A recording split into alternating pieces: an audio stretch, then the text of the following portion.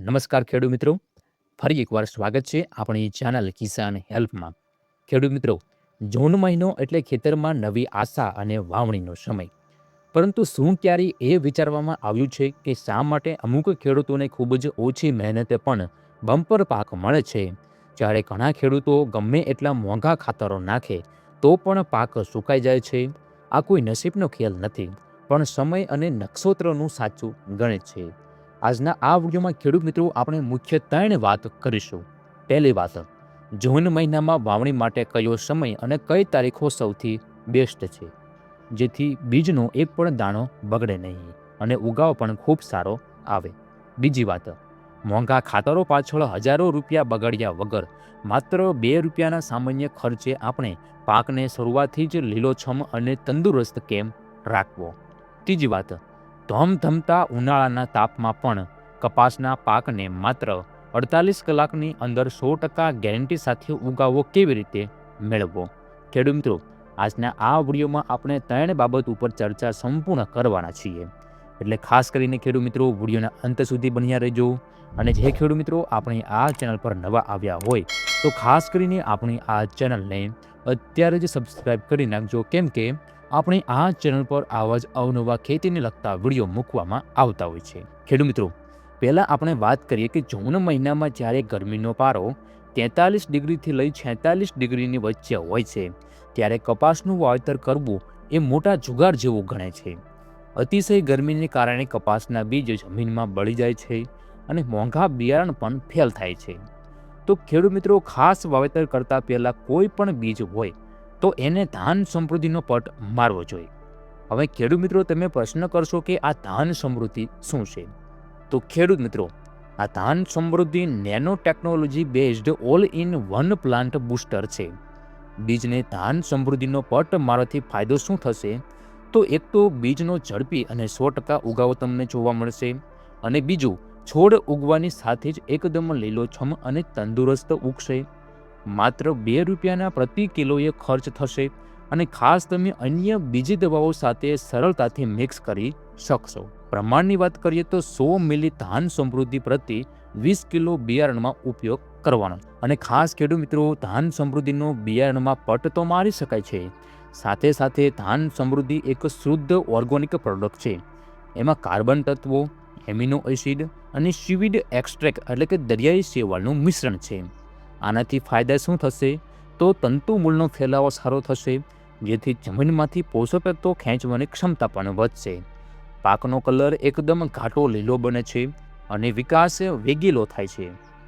મગ, અડદ, કપાસ, મગફળી, જીરું, બટાટા અને મરચી જેવા શાકભાજીમાં પણ જબરજસ્ત પરિણામ તમને જોવા મળશે. હવે ઉપયોગની વાત કરીએ, એટલે કે પ્રમાણની જો આપણે વાત કરીએ તો ખાસ ખેડૂત મિત્રો નોંધી લેજો, જો તમારે છંટકાવ કરવો હોય તો 50 થી 70 મિલી પ્રતિ 15 લીટરના પંપમાં ઉપયોગ કરવો ધાન સમૃદ્ધિ. જો તમે પિયત સાથે આપવા માંગતા હોવ તો 1 લીટર પ્રતિ એકરે આપવાનું રહેશે. અને જો તમારે બિયારણમાં પટ મારવો હોય તો પ્રતિ 100 મિલી ધાન સમૃદ્ધિ 20 કિલો બિયારણ માટે પૂરતું છે. તો ખેડૂત મિત્રો, તમારે પણ જો આ ઓર્ગેનિક ધાન સમૃદ્ધિ દવાની ખરીદી કરવી હોય તો સ્ક્રીન ઉપર જે નંબર આવે છે તેનો તમે સંપર્ક કરીને આની ખરીદી કરી શકો છો. હવે ખેડૂત મિત્રો, આપણે વાત કરીએ કે નક્ષત્ર આધારિત ખેતી વિશેની. નક્ષત્ર આધારિત ખેતી વિજ્ઞાન અનુસાર જૂન મહિનામાં વાવેતર કરવા માટે માત્ર 6 શુભ દિવસો જ મળી આવી રહ્યા છે. જો આ દિવસો અને ચોક્કસ સમયે વાવણી કરવામાં આવે તો પાકનો વિકાસ જોરદાર થાય છે અને કુદરતી આફતો સામે પણ પાક ટકી શકે છે. ખેડૂત મિત્રો, જૂન મહિનાની આ ખાસ તારીખો અને સમયની વાત કરીએ તો 1 જૂન આ દિવસે જ્યેષ્ઠામ નક્ષત્ર છે, જે આખો દિવસ વાવણી માટે ખૂબ જ ઉત્તમ છે. 10 જૂન આ દિવસે સવારે 9:22 વાગ્યા પછી આખો દિવસ વાવણી માટેનું મુહૂર્ત ખૂબ જ સરસ છે. 11 જૂન આ દિવસે રેવતી નક્ષત્ર છે, જેમાં સવારે 8:17 વાગ્યા સુધી વાવણી કરવી યોગ્ય રહેશે, ત્યાર પછી સમય બદલાય છે. 19 જૂન આ દિવસે મઘા નક્ષત્ર છે, જેમાં સવારે 10:07 વાગ્યા પછી આખો દિવસ વાવણી માટે અનુકૂળ છે. 21 જૂન ઉત્તરા ફાલ્ગુની નક્ષત્ર, જેમાં સવારે 9:32 વાગ્યા પછી આખો દિવસ વાવણી કરી શકાય છે. 22 જૂન આ દિવસે હસ્ત નક્ષત્ર છે, જેમાં સવારે 10:23 વાગ્યા પછી આખો દિવસ વાવણીનું કાર્ય કરી શકાય છે. આ 6 દિવસો ખેતીની વાવણી માટે સુવર્ણ સમાન છે. ખાસ ખેડૂત મિત્રો, તમારે જો જૂન મહિનામાં કોઈ પણ પાકનું વાવેતર કરવું હોય તો આ સમય અને તારીખ જરૂરથી નોંધી લેજો. ખેડૂત મિત્રો, વાવણી ક્યારે કરવી એ જેટલું મહત્વનું છે તેનાથી વધુ ક્યારે ન કરવી જોઈએ તે સમજવું જરૂરી છે. ખગોળ વિજ્ઞાન અને અનુભવ ખેડૂતોના મતે વાવણી કરતી વખતે અમુક દિવસો બિલકુલ ટાળવા જોઈએ. મંગળવાર અને શનિવાર આ બંને દિવસોમાં ક્યારેય પણ કોઈ પણ પાકને વાવેતર કરવું જોઈએ નહીં. મંગળવારે વાવણી કરવાથી ખેતરમાં ઊંધઈ, ઉંદર અને ગુંદરિયા રોગનો ઉપદ્રવ ખૂબ જ વધી જાય છે. શનિવારે વાવેલા પાકમાં જીવાતો અને ગંભીર બીમારીઓ આવવાનું જોખમ બમણું થઈ જાય છે. અમાસ અને પૂનમ અમાસ અને પૂનમના દિવસે તેમજ તેના 24 કલાક પહેલાં પણ વાવણી ન કરવી જોઈએ.